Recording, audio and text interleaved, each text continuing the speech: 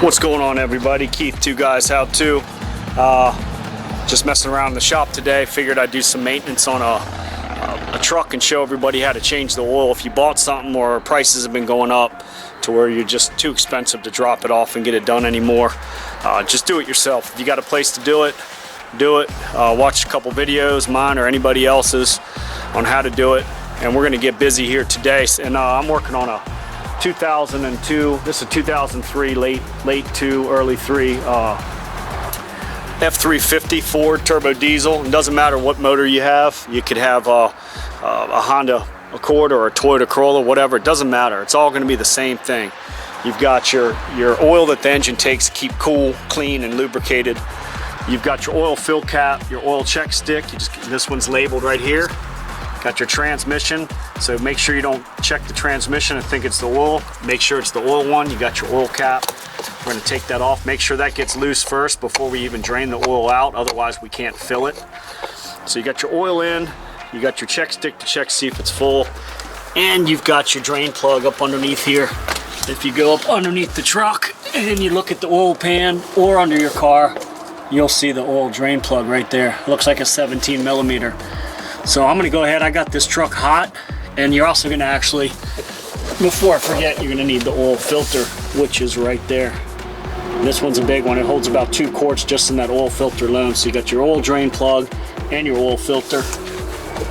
So I'm gonna get busy. I got this truck nice and hot. So the drain, when I drain it, the oil will come out. And there's a couple other things you're gonna need. Let's see if you can see in here. You got your oil filter wrench, which is a strap wrench. Basically, this goes around the oil filter and it pinches on it to loosen it up. They make different sizes of these. If you got a smaller or import car, you can get them, they're smaller. And I've got a couple wrenches here. It looks to me like it's a 17. I'm gonna take a 19 just in case. And you've got your oil filter. That wrench is used for on this one. They're big on the diesels. And you can see it fits right in there. And if I need to, I can go ahead and set this like this. It'll be on the truck. I can put this over and the torque tightens up on it, and that allows me to turn it and spin it off. You do not use this to tighten it on the car. You just hand tighten it till it's snug, and that's it. So I'm gonna get my 2 wrenches. Let's get over here. I'm gonna drop down in here. I've got a piece of cardboard to lay on, and I've got this big old mud pan, which is my oil drain pan.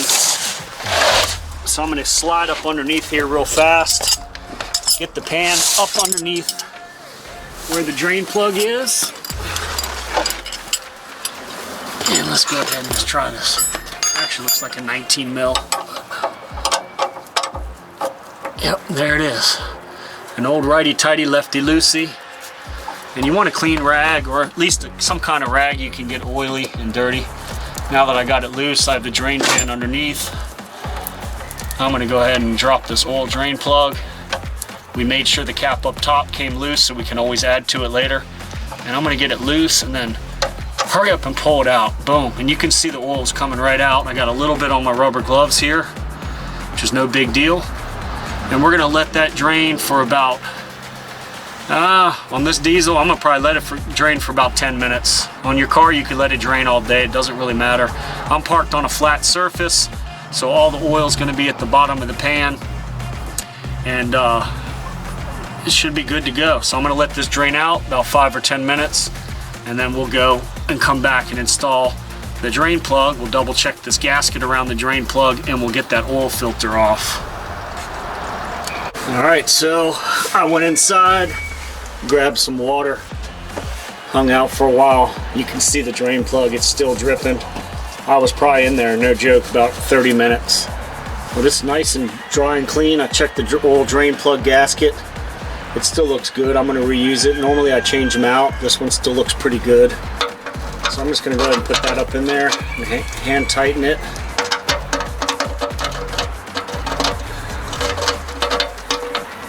It's got a magnet on this one, pretty strong magnet. Magnet's keeping it from screwing in. Most of them do. I just wipe off that magnet on the tip there, clean it up, screw it in, and let's get that 19 millimeter wrench. And I'm just gonna The famous saying, righty tighty, lefty loosely. And it's touching the pan now, and I'm just going to snug it up just a little bit. Don't over tighten it. If you over tighten it, you'll pull those threads out of the pan and you'll strip it out. So now we're going to move on to the oil filter. Yours might be at a different location. Just look for something very similar to this. It could be up in the front, it could be up on the side. Mine's right next to the oil pan. You can see the oil pan here. There's my big filter. So I'm going to grab that filter wrench and I'm going to put it around there. And I'm just going to loosen that thing up. Now, I'm going to take this off once I get it pretty loose and spin it. What's going to happen is it's going to drip a lot. So I'm going to spin it a good bit and then move out of the way. You can see it's just coming out. So I'm actually going to let that do that for about a minute or so until it's a little cleaner. I got rubber gloves on, so I can go ahead and hurry up and do it and take off my. And I've got another smaller drip tray here, and I'm going to put that big filter into the small tray. If you put it down in there, I've got about 4 gallons of oil in there from this truck. Or sometimes when you're taking them off and that thing will slip out of your hand and fall down in that pan right there, it'll splash all up in your face, hot oil. So I've got this smaller pan that I'm going to put it into. You can make that decision on your own. I have had plenty of them slip off, especially with these Ford trucks. The filter is just huge and it's heavy. So now that we've got that dripping, I'm going to move my little pan over next to the big pan. I'm actually going to go up on this thing now and just see if I can get it off. I don't feel like waiting anymore, and I've got a dirty rag here that I'll grab it with. It'll give me a little bit more traction on it. And your filter, mine's sitting vertical, yours might be sitting horizontal, screw into the motor onto the side. It's hard to really say. But you definitely need some rags, some rubber gloves. You can see how big that thing is and how much oil comes out of it. It's so heavy and slippery. I'm going to put that one down in my other pan upside down so it can drain out and push it on out of the car there. And you can see the base plate where that oil filter goes on there now. I'm going to go ahead and clean that off. Make sure there's no rubber gasket stuck to it from the old oil filter. You don't want to double gasket anything. And you can see it right there, nice and clean. So let's get the new oil filter and put that on here. Alright, so we're getting ready to install the oil filter. My choice is a Motorcraft for this Ford truck. You can get any of them. They make a Walmart brand, a Fram, Purolator, any company that you feel comfortable with. I get the best deal on the actual Motorcraft, this FL 1995 filter for the 7.3 turbo diesels. And it, like, you can see how big it is. I mean, you can see it compared to my hand, how tall this thing is, and it holds about 2 quarts. This one screws on vertically. You watch me just take it off. And I'm gonna go ahead, you don't have to, some of them go in horizontally like this, and they screw into the motor that way. What I always do, I pour a little bit of motor oil down in the top. Sometimes I'll fill it up. If you're screwing it on sideways, horizontally, you just want to rotate it a little bit like this to get that oil soaked into that. It's like a coffee filter mesh up inside there, or an air filter type system that filters the oil but allows enough oil to go through to feed the motor and gets out all the small stuff. So now that I've got that rotated, that way if you overfill it and you go to turn it, spin it into the motor, it's not going to pour out. And you can see I've got enough still that mine hasn't soaked up yet. If I go ahead and do it, you know, rotate it a bunch of times, it will. I'm screwing this one up, so I'm not worried about it pouring out the side. And I'm just going to go ahead and get a little bit of that motor oil on my finger and just go right around that brand new gasket. Looks like there's a little piece of dirt there, but just go around that gasket, just get a little bit on it. That way when it touches that base plate we just cleaned on the motor block, it'll screw up and give a nice tight seal. If that gasket's dry, it'll sometimes it can kind of buckle the gasket when it goes on, and it'll hump up or it won't seat right. But I always do that, and I've never had any problem out of it. And we're just going to screw it on there and hand tighten it. So let's go back on under the truck, get this big bad boy screwed on there, and then we can start adding oil. Okay, so we're back under the truck.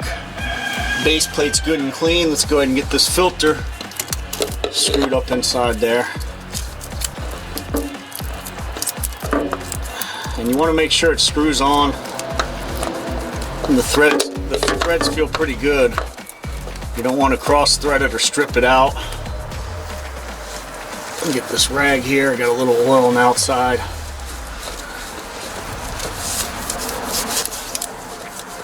And like I said, once again, you just want to hand tighten it. Get it on there, it'll spin until it can't spin anymore. And I go ahead and put that rag on there just to give me a little bit extra grip. And I give it a nice spin. That's pretty good. You don't want to over tighten it. If you over tighten it, believe it or not, that gasket will not seal.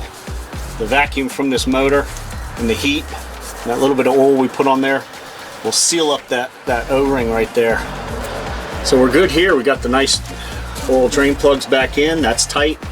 Brand new oil filter. We're ready to get outside and add some oil to this from up top. And you can see there's the oil filter in its own drip tray. And you can see how much oil is in this. It's a cement mixing or a mortar mixing tub bucket that I get at Home Depot or Lowe's. That thing's probably got about close to 4 gallons of diesel oil in it, motor oil. And when it comes to your oils, it's entirely up to you. I'm a Mobil guy. I've always used Mobil and never had a problem out of it. So, it's really up to you. I use a synthetic Mobil 1540 in this truck. Your car might take a 520 or an 020 or a 5W30 or a 10W30. Just read your the owner's manual or specifications, or get online and look it up through the internet and find out what weight oil. By weight, they go by the numbers on it. Be a 15W, 15 weight 40. So yours might be like a 0, you know, dash 20. Some of them, the newer cars, are so thin, bearing clearance on the crank now, they use an extremely thin motor oil. The trucks and the older cars, we always just use something thicker. You can get away with it, or if you're running a race motor, I don't need to tell you, and you're not even watching this video. So also, I generally use a motor oil additive. You don't have to, but I always do. For the diesel trucks, I usually use the Lucas, and it's the motor oil additive. It's very thick, almost like honey or molasses. And for the newer cars, I will use the Lucas synthetic. And they come in quarts. You can get into 5-gallon buckets. You can also get it in the gallons. They're harder to find now, so I've just been picking it up locally in the quarts. And this is a synthetic version of this, which is extremely way more thin. This is thick like molasses. This is like a motor oil, and you can hear it when I shake it. You just pop the top. You peel the top off there. Boom, and we're ready to add. So I always start off with a little bit of additive, and I mix my oils with the synthetic and regular. You can also go with just straight regular. This one's a 1540, no synthetics in it. I mix them. I've been doing that for years in all of our race stuff, cars, trucks, and mowers, and I've had really good luck with them. So let's get you closer up onto the motor here, and you can see where we took that oil fill cap off there. I'm going to take it all the way off. We've got a funnel. I'm going to slam that funnel down inside there. And we're going to start off with the engine additive. If you are not using an additive and you're using straight oil, then this would be the time you would just use straight oil. I'm going to pour the thickest in first, and I'll show you how thick this Lucas is. I've had good results with this, and I'll add no more than a quart or two, and you can see how thick that is. I'll probably push a solid quart in here. And you can see it just streaming. That's what it does inside the motor. It just stays everywhere you need that lubrication. This is a little thick, too thick for import cars and newer cars. I would go with the synthetic Lucas, and I'll show you right here when I pour it. You can see how thin that is. Way thinner. And I'm gonna probably add about a half quart of this. Normally I would add a quart of this as well, but that's plenty. If you were using a quart, or your car maybe holds 4 quarts, I would use half quart of this. That's what I usually do in the Nissans, Toyotas, and things. I had a half quart, and I save another half quart for later on down the line. So I'm gonna go ahead and add my synthetic motor oil.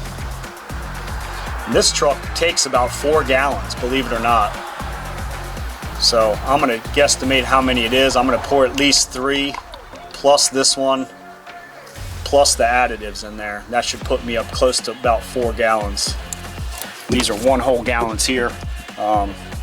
And it'll say on here 1 US gallon. Don't get it confused. Some of these do come and they're 5 quarts. So maybe make sure you read it and you make sure if your car takes 4 quarts or your car takes 5 quarts, buy the appropriate amount of oil that your vehicle is gonna need. So let's go ahead and dump a whole nother gallon in this thing. Get the oil in here, and then we're gonna go ahead and check start it. And by what I mean by check start is I'm gonna put the oil cap back on, take away my funnel, get everything clean from under this hood where nothing's gonna get hurt or fall down in the motor. I'm gonna start the motor. I'm gonna let it run for a second. I'm gonna get out and I'm gonna physically look underneath the car for any oil leaks coming from that oil filter, because the oil filter will be under pressure at that time, and that's when it's gonna leak, right at your initial start. Plus, by doing a check start, that oil filter is going to get full of oil from the actual oil pan. It's going to suck it up in there and stay up in there. And then we need to double check our oil level through the stick.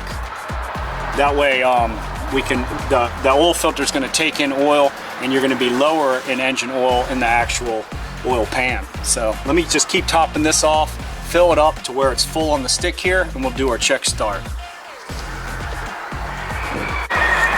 All right, so I'm done adding a bunch of oil to this. I'm gonna go ahead and check this check stick here. Dip it down in there and I'm gonna look at it. And it's full. It's full right now. And you can check your dipstick. They're all different. They all say different things on them with the writing here. And you'll see this little hashtag mark here. It'll be crisscross. That holds the oil. And the arrow will show the full. It'll show low and full. So we're up to the full now. I'm gonna go ahead and put this dipstick back down in here. Put the oil cap on. Now I know it's full enough to start it. No guessing about it. So let's go ahead and just give this thing a quickie start.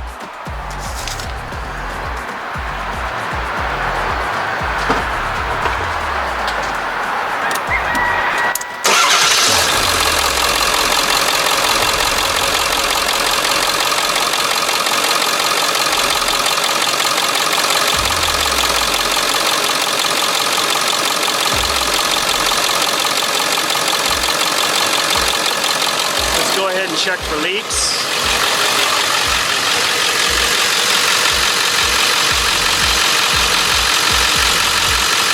I don't see anything. No leaks at all, so we're good. Good to go, good to go. So let's go ahead and turn this off.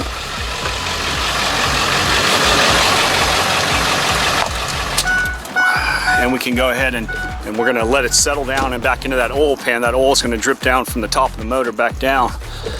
And we're gonna go ahead and check this thing, check the dipstick one more time